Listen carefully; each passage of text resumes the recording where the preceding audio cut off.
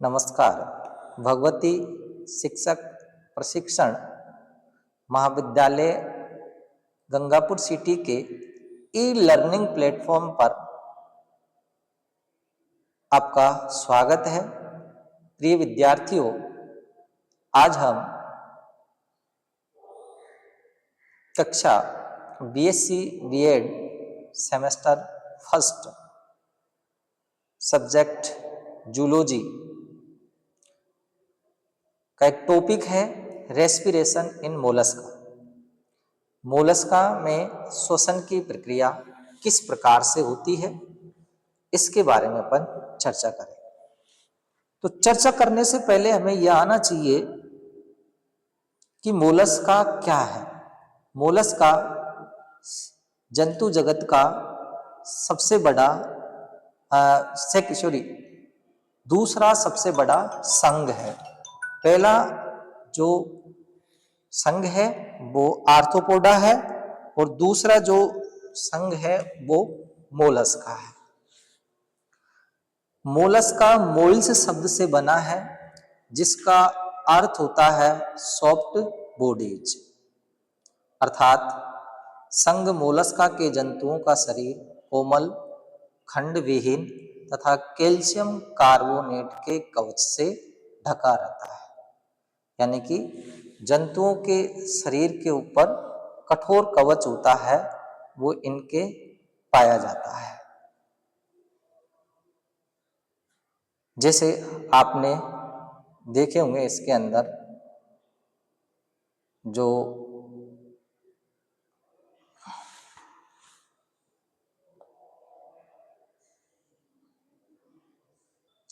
आइए हम मोलस्का के श्वसन तंत्र के बारे में चर्चा करते हैं।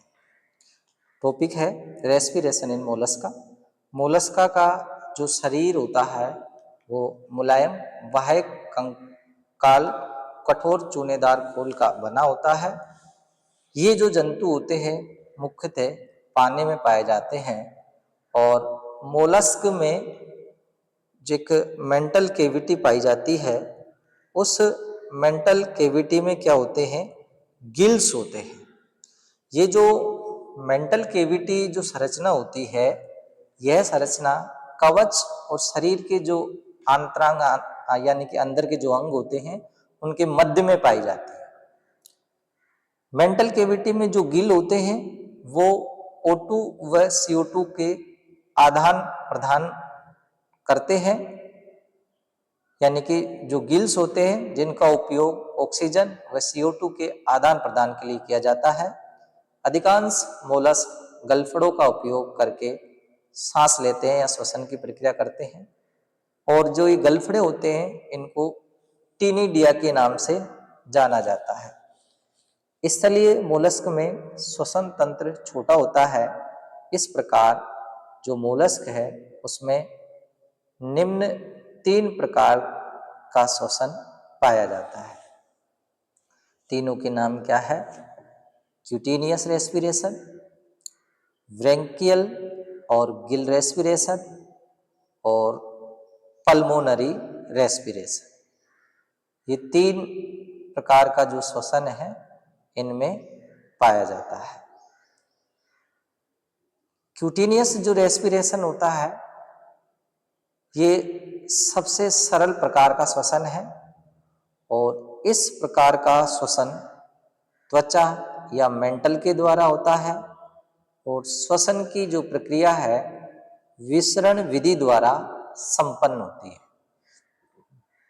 यानी कि जैसे बाहरी माध्यम में अगर ऑक्सीजन की मात्रा अधिक है तो वो सरफेस से अंदर चले जाती है, और अंदर अगर CO2 का इसका लेवल अधिक है तो CO2 बाहरी वातावरण में आ जाती है। तो एक ये क्यूटेनियस जो रेस्पिरेशन होता है वो एक सरल प्रकार का श्वसन होता है। यानी कि ये त्वचा या मेंटल के द्वारा ही संपन्न हो जाता है। एग्जाम्पल है, किसमें पाया जाता है? नियोमिना, जो कि एप्लेकोफोरा क्लास का सदस्य है। डेंटेलियम भी स्किपोपोडा क्लास का सदस्य है। तो इनमें सामान्यतः क्लास एपिलेकोफोरा और स्किपोपोडा में त्वचीय श्वसन क्यूटेनियस रेस्पिरेशन पाया जाता है। अब सेकंड टाइप का जो रेस्पिरेशन है वो है ब्रेंकियल या गिल रेस्पिरेशन। अधिकतर पानी में रहने वाले जो मोलस्क है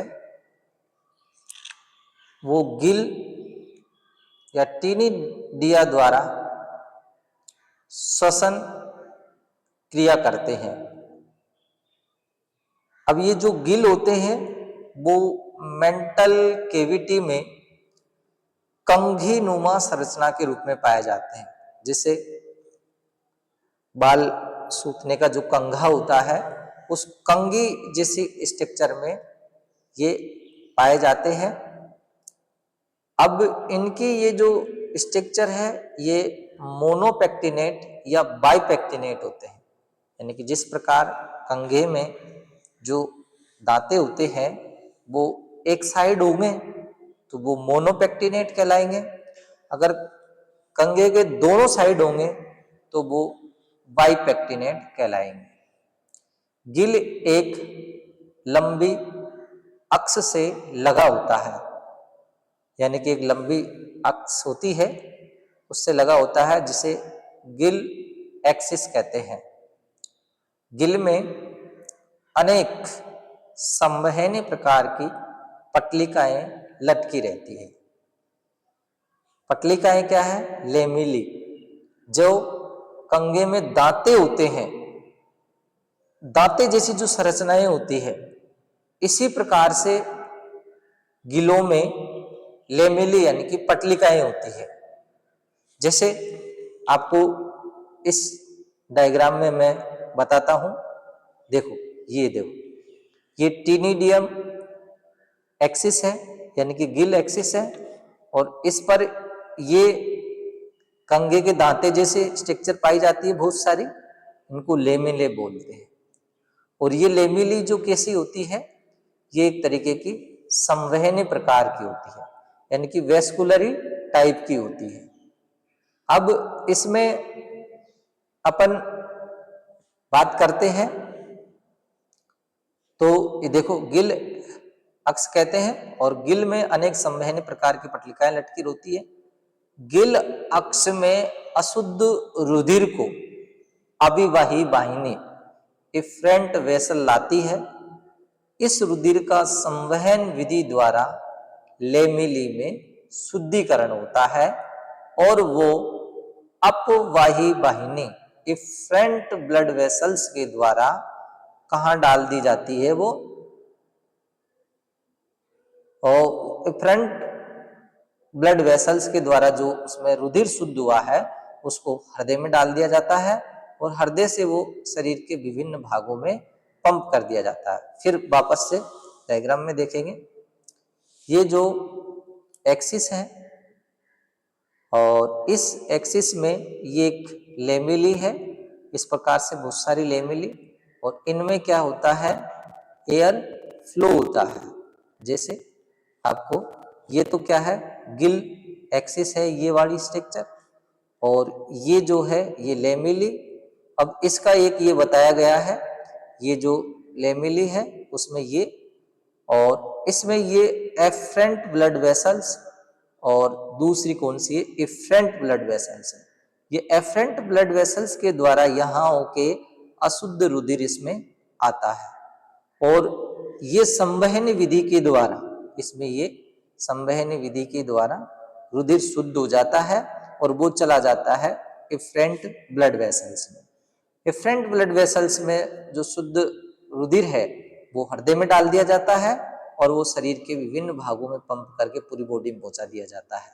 और ये लेमिले में इस प्रकार से ये क्या है, उसके संपर्क में रहती है जल के, और जल से घुली हुई ऑक्सीजन लेते हैं। तो जलीय जो मोलस्क होते हैं उनमें ये श्वसन की प्रक्रिया अधिक पाई जाती है। तो यहाँ दिखा भी रखा है blood flow in lamellae. Lamellae के अंदर ब्लड फ्लो की जो प्रक्रिया है किस प्रकार से होती है, और ये जो एक स्ट्रक्चर है ये मोनोपेक्टिनेट है। अगर इसके इधर और कर दिया जाए तो ये क्या हो जाती है, डाईपेक्टिनेट, वो सॉरी बाईपेक्टिनेट हो जाती है। और इधर ये जो स्ट्रक्चर है टीएस ऑफ लेमिली, यानी कि लेमिली की अपन जिसे अनप्रस्थ काटते हैं तो इसमें निम्न स्ट्रक्चर दिखाई देती है। ऊपर की ओर सीलिएटेड एपिथेलियम सेल्स है, यानी कि ये ऐसे सीलिया पाए जाएंगे तो सीलिएटेड एपिथेलियम सेल्स है। और नीचे की ओर सीलिया नहीं पाए जाते तो नॉन सीलिएटेड एपिथेलियम सेल्स। और ये इसमें क्या होते हैं, कनेक्टिव टिश्यू और मसल्स फाइबर और गिल प्लस मेंटल, ये दोनों जुड़कर ये मतलब जो एक्सिस होता है वो मेंटल से जुड़ा हुआ होता है और ये इसमें एपिथेलियम होता है। तो इस प्रकार से इसमें क्या है, जो श्वसन की जो प्रक्रिया है वो जलीय मोलस्क में होती है ना भाई। जलीय जो मोलस्क है उनमें क्या है, श्वसन की प्रक्रिया होती है। अब हम आगे बात करते हैं,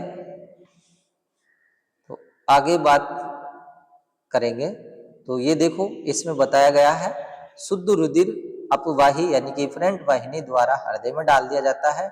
इस प्रकार से जो जलीय मोलस्क होते हैं उनमें श्वसन की जो क्रिया है वो संपन्न होती है। अब इसमें विभिन्न वर्गों में जो टीनिडिया है वो विभिन्न प्रकार के होते हैं।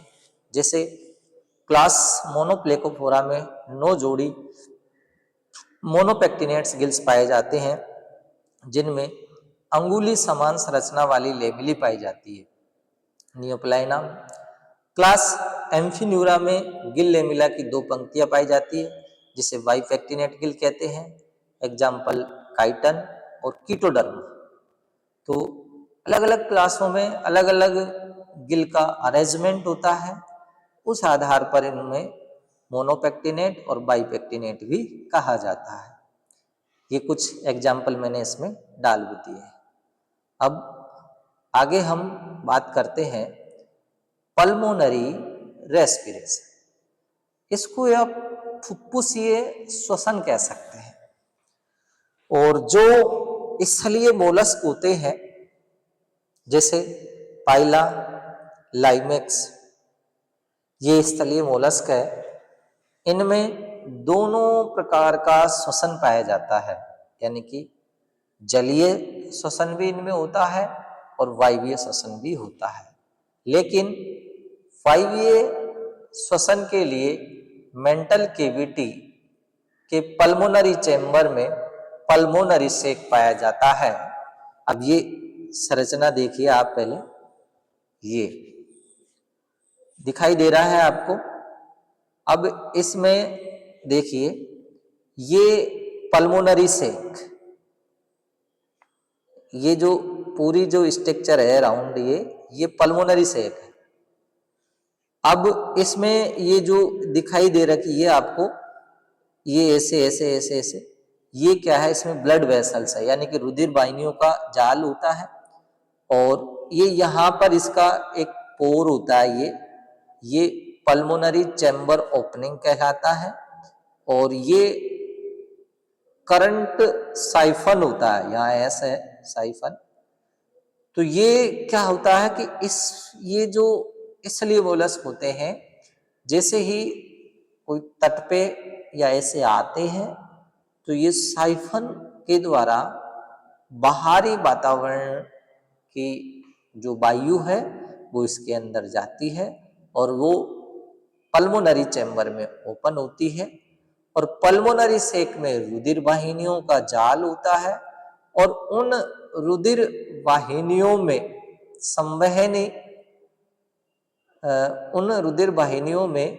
संवहनी प्रकार से एक तरीके से क्या होती है भाई, श्वसन की प्रक्रिया होती है।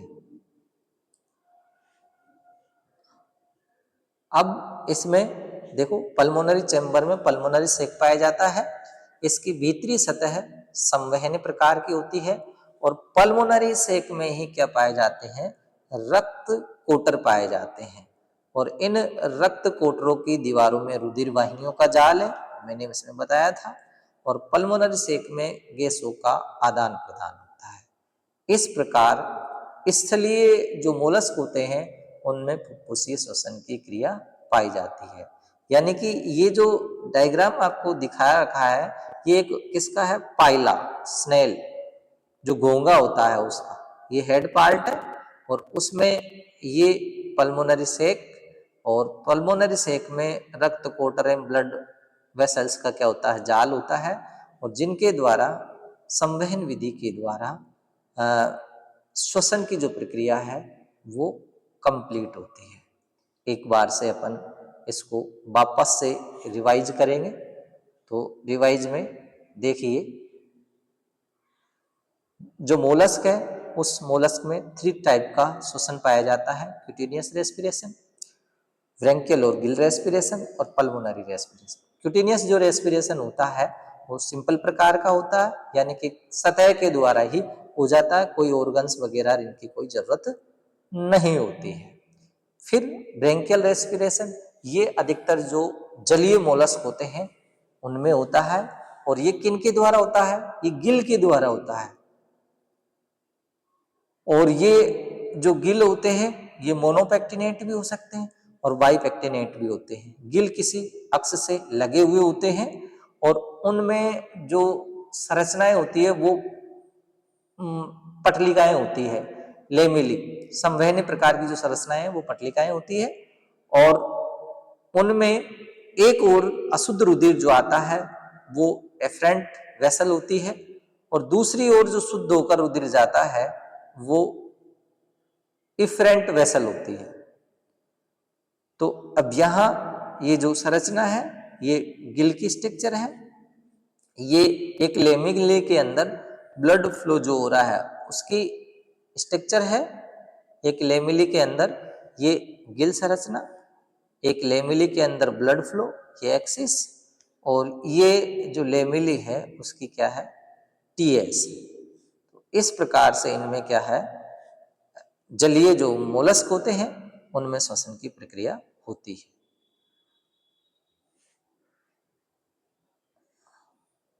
अब आगे जो है इनमें पल्मोनरी रेस्पिरेशन, तो पल्मोनरी जो स्थलीय मोलस्क होते हैं उनमें पाया जाता है। ये जलीय एवं वायवीय दोनों ही प्रकार का श्वसन करते हैं। जलीय के लिए इनमें गिल पाए जाते हैं और वायवीय के लिए इनमें क्या पाए जाते हैं, पल्मोनरी सेक पाए जाते हैं। और उस पल्मोनरी सेक की जो भीतरी सतह होती है वो संवहनी प्रकार की होती है, और पल्मोनरी सेक में रक्त कोटर भी पाए जाते हैं, और जिनकी जो दीवारें हैं वो रुधिर वाहिनियों का से बनी हुई होती है या रुधिर वाहिनियों का जाल होता है, और पल्मोनरी सेक में गैसों का आदान प्रदान होता है। इस प्रकार स्थलीय जो मोलस्क होते हैं उनमें फुफ्फुसीय श्वसन की क्रिया पाई जाती है। और ये जो चित्र है इसमें पाइला में जो श्वसन की प्रक्रिया है उसको बताया गया है। Thank you. तो इस वीडियो को ज़्यादा से ज़्यादा देखिए, और जो भी समस्या है उसको कमेंट बॉक्स में लिखिए।